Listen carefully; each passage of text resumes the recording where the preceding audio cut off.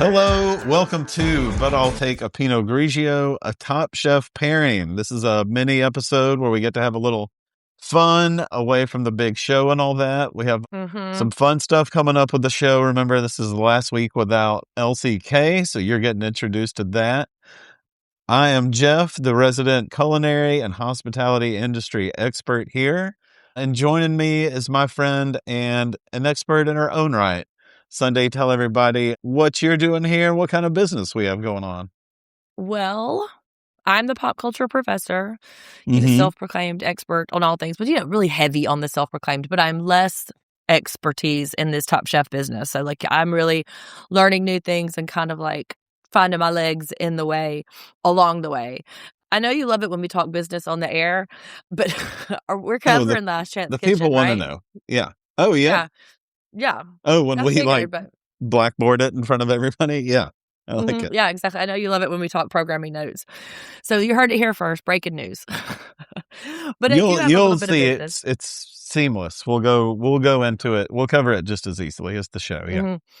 So this is our mini episode where we do our recommendations and we're going to do our food challenge-y stuff right here. But before we get into it, I do have a little bit of business. Got to eat your veggies first. I want to remind folks that our Top Chef coverage drops Monday nights at whatever time Eastern that it goes off, and then a Last Chance Kitchen will come around that. So we've seen 3 episodes so far. So those are all out there. We also have interviews with Jennifer Jackson, also known as Action Jackson by her husband/partner. I would have gone Luscious, by the way. If I'm the partner there, I'm going Luscious Jackson. We'll see. But the that Detroit connection, that's hard to beat. Hard to beat. I was going to say, that feels right for you, but we don't know their life. And then we also have an interview with Chef Day, who is but a mere distant memory now. And of course, where it all started, the vintage Vanderpump Rules. We have just finished season 3 and we were in season 4. And for all of the uninitiated, this is where we meet Brittany and Lala. And it's not a spoiler because it's just on the season trailer. So it is, I am so freaking hyped. This is where Vanderpump Rules is starts to become, it's the icon that is. And then we cover a lot Ladies of London. We don't. Jeff is sitting the first few out for a while until I can drag him back into it. But those drop on Thursdays. Yeah, so go and listen to that tomorrow. There's already 3 episodes of that out as well. So go and listen and find us on social media. That is where you can see our first food challenge that we did, which Jeff made pork-flavored ice cream with barbecue caramel sauce and pork rind crumbles. And that shit was good. The shit was good. See all of that on YouTube, the entire thing. And then also there's some behind the scenes stuff too that's happening across some of the socials. So find us there at Take a Pinot Pod, YouTube, TikTok, Instagram. Okay. Business. That's it, everybody. That's all we had time for. And speaking of icons, this is a big one today. A big one for me personally. Okay. It's my book. Just kidding. Right here. We'll have a good shot of it, probably right there. I usually find a good picture. Sean Brock's Heritage is the name of it. This is him with some peas on the front. This was a 2015 James Beard award-winning book. Huge success. This was his first book. He's got one since then. He's partnered up with somebody on plenty of other stuff since then. Sundi, you got Sundi has questions. When you say a James Beard award winning, I didn't know James Beard gave awards to books. They have a publishing category? They have writing, a couple writing categories, and I believe they do podcasts as well now. They have Heads Up. Yeah. Yeah. Dear James Beard House. I mean, here we are. But yeah, they do. Yeah, they try to cover everything, that I don't think I realized that. I thought it was just I just thought it was oh, hey, your food's good. Here's the James Beard Award. I want to hear more about what you think the James Beard Awards are like. This sounds fantastic. Where do you think they hold the James Beard Award ceremony? Well, the James Beard House, duh. Incorrect. The answer is Chicago, Illinois. Usually, I don't know if it changes or what, but lately it's been in Chicago.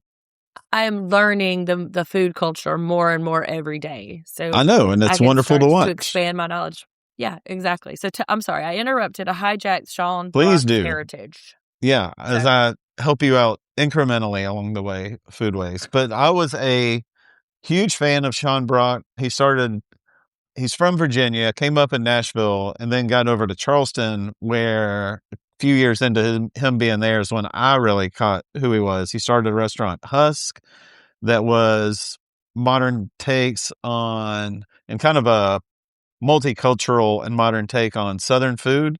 He's Southern food through and through, but, has interest, with culinary stuff around the world and kind of takes his own personal journey in Southern food as a whole and a global perspective and gives us something pretty wonderful. Huss started popping up in Nashville. There was one in Savannah, Greensboro, and they all kind of did their own little thing. Like the one in Savannah had a little more Asian influence. It was just a really cool place. A couple of them have closed up, and he's done burger places. He's got a couple Joylands. Monero was a Mexican place he had a couple of those. So he's done a lot.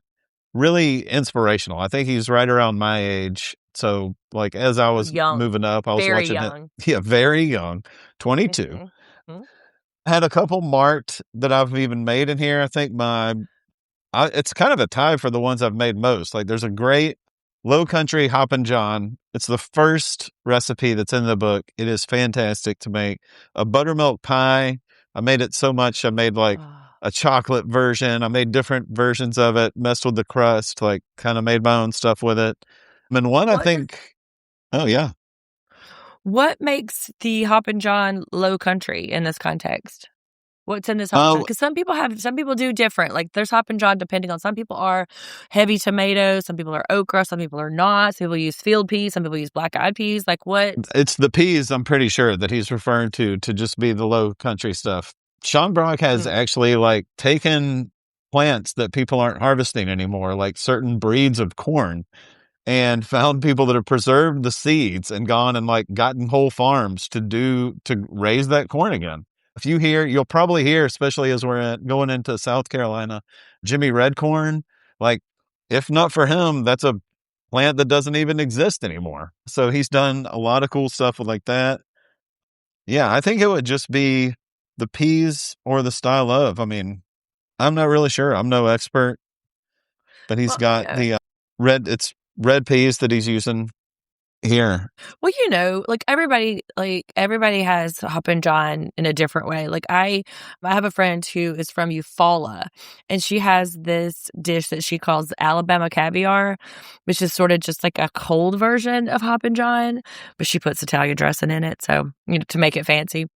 But she doesn't call it that, right? So it's like sometimes depending on where you're at regionally, it can be one thing or the other. I don't really love Hoppin' John though.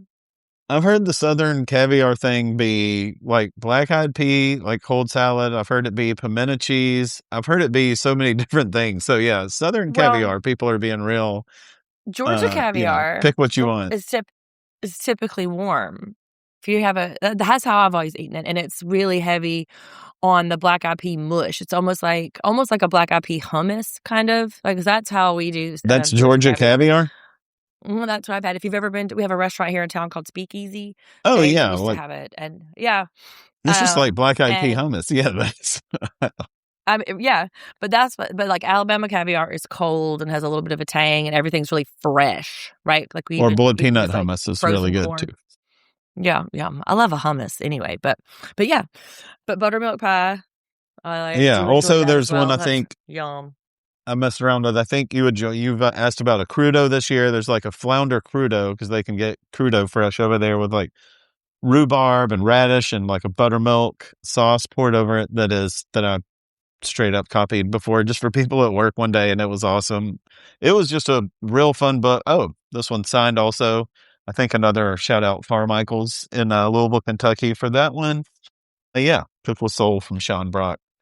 I've gotten to do been at a couple presentations he does. He's always fascinating to listen to, and there's plenty of him out there, TV and otherwise. He did a show with David Chang called Mind of a Chef.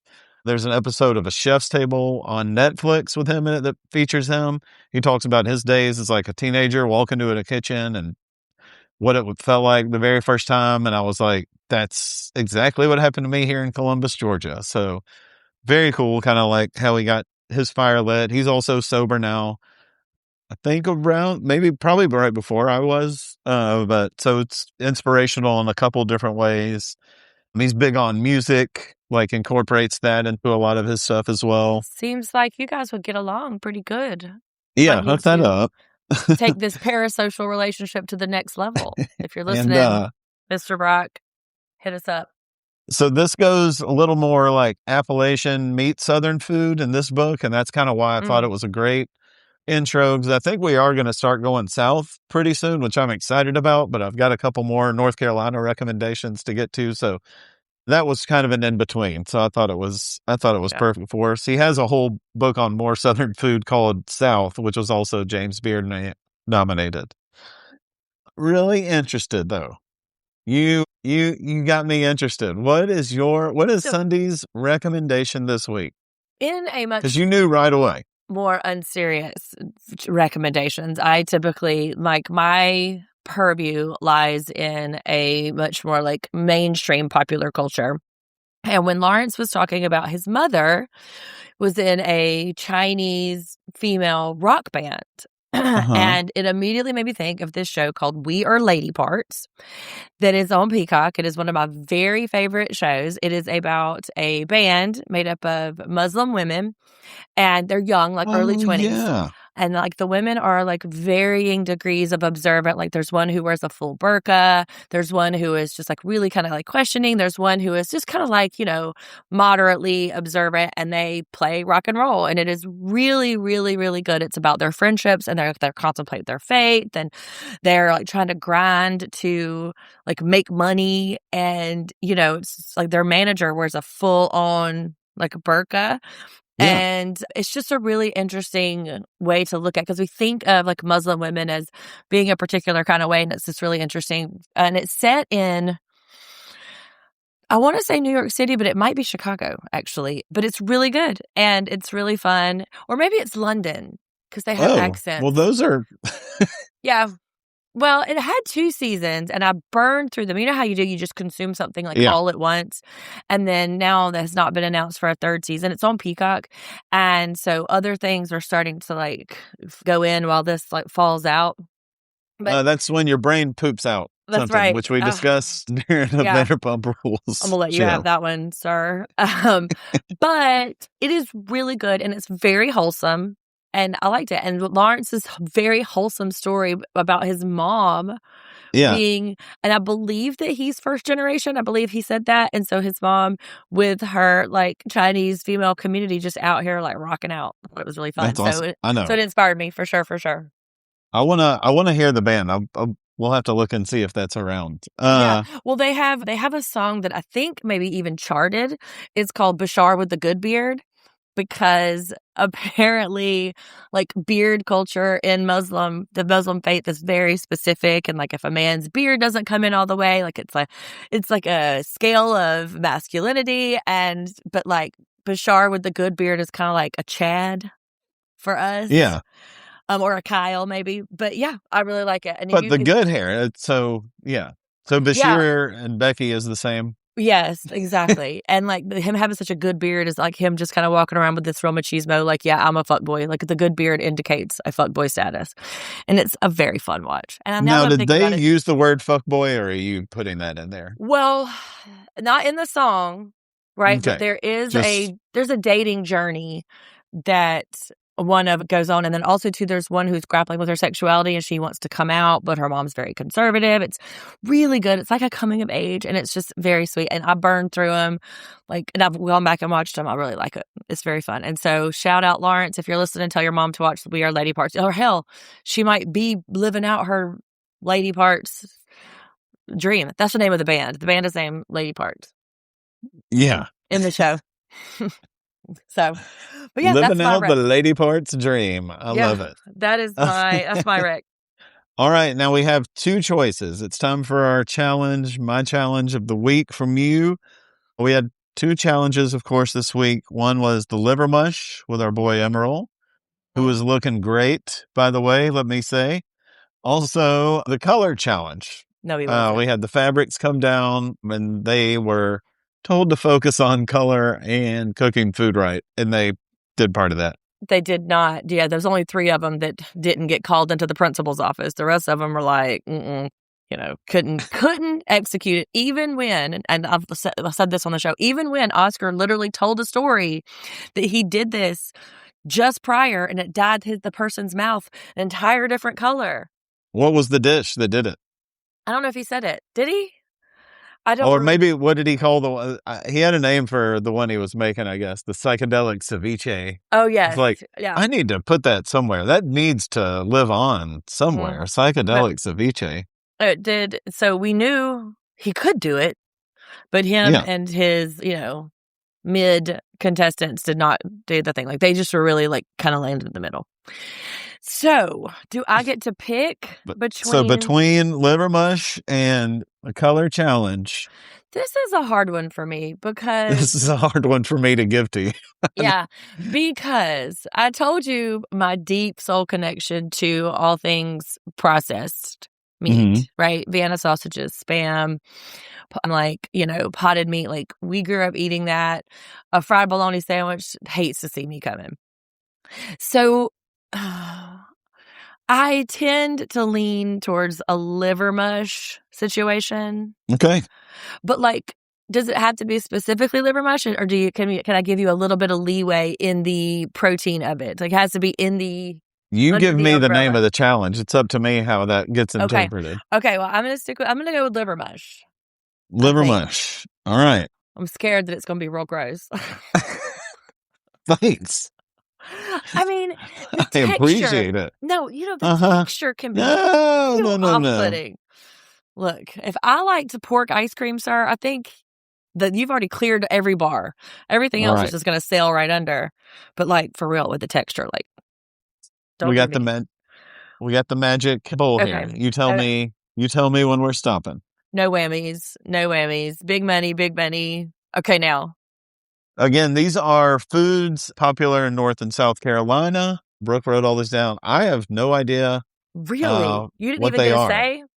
I didn't know. I didn't know barbecue 2 ways was going to be an option when I was like, yeah, do an ice cream challenge.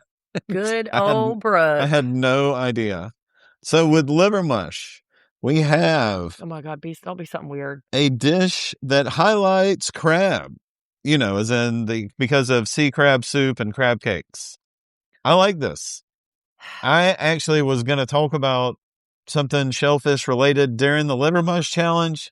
This is awesome. You did great. I'm worried because lambs and clam really put me off this last episode. Remember? Are either of these clams or liver mush? No, but remember Justin was his dish. He wanted to do clams and lamb. And remember how I was thinking how that what a weird mix that would be, and the juices running together. And yes. How do you know why I remember? No, Jeff. Why? Why do you remember? Because clams are a juicy sort. Nope. I do it. And you made eye contact the whole time just then. You made eye contact with me the whole time. After I told you I wouldn't even watch you eat a banana, and they're going to pull some shit like that on me. You're fired. Yeah. I'm excited. This is I can't surprise. This, honestly, I have something in my notes that I can even go back to. This is fun. Okay, so it was Kismet then. But remember... For one of us. But remember, too, at the top of last episode, how I said, liver mush needs to have a crunch texture. It needs to be paired with some fresh things, or else, Oh, you want me to use fresh crab? You don't want me to use some stuff that's been sitting in my car overnight? No. This was down in the Piggly Wiggly parking lot. I found it. Piggly Wiggly does have that section where the meat's getting old and they mark it down. So we're going to go get the crab from the pig. I don't know. It's just, I don't want to be skeeved out. Well, good. Then don't worry about it so much. You've already gotten so worried about it. This happened 20 seconds ago. You're like, you nailed pork ice cream. Why would I be worried about it? Then as soon as I pick one, you're like, I'm I not gonna know. like it. I don't think Yeah. so. You just watched in real time how I can hurt my own feelings and sabotage myself in every way. You just watched it happen in real time. Okay, so liver Yeah, mush it and is called a challenge. crab adjacent situation. Liver mush and crab. Crab adjacent situation. That's a good one. We're gonna have to go with that. That's Lawrence's mom, if you're listening, you're free to use that. that's the name of your band. Okay, so liver mush and crab. Yes, like ugh. I mean, if it wasn't dairy one week, it's gonna be liver mush and crab the next. That gets me. It's got a little like she wrote part of it, and then there's the little notes like a dish that has yeah, it's a nice Yeah, little add-on. she was trying to give you a little bit of wiggle room in there. Okay, so stay tuned for that. That's probably going to go on YouTube. I think I'm going to create a playlist on YouTube of all of our rec challenges. And that way you can just go straight there and just see all of the things. And I think this past one, I don't know if that put a whole lot of behind the scenes. That that clip that you sent me with the cream and the pork is just tossing in the cream. So, and some great videos of me being handsome in the kitchen. Don't forget that. Of course, Yeah. yes. So, but yeah, go to YouTube to see all that because I think that might be our stars on the rise over there. That's right. All right. I'm excited for it. I appreciate the challenge. I appreciate everybody listening. Any more business, Professor? Just remind ladies of London tomorrow night, Thursday, and then Friday morning when you wake up, you will have a fresh season of Vanderpump Rules to enjoy. And so fucking hype. I am so ready. I'm so ready. I am so hyped. So now, thank you. I have to go. I have to go stalk celebrities on the internet per your request. And just one. Well, there's a couple I'm courting. A couple I'm courting. So. But okay. Well, thanks. Make sure that you leave us a review too. That's how we get seen. Wherever you see your podcast, make sure you leave us a review. And if it's mean, don't do it. But I'll take it. Nice. Send me the mean stuff. Oh, that's right. Send me any questions and concerns. Send Jeff all the mean stuff. Send them straight over there. All right. Bye, y'all. See you. Bye, everybody. When I'm eating liver mush and crab. Mmm.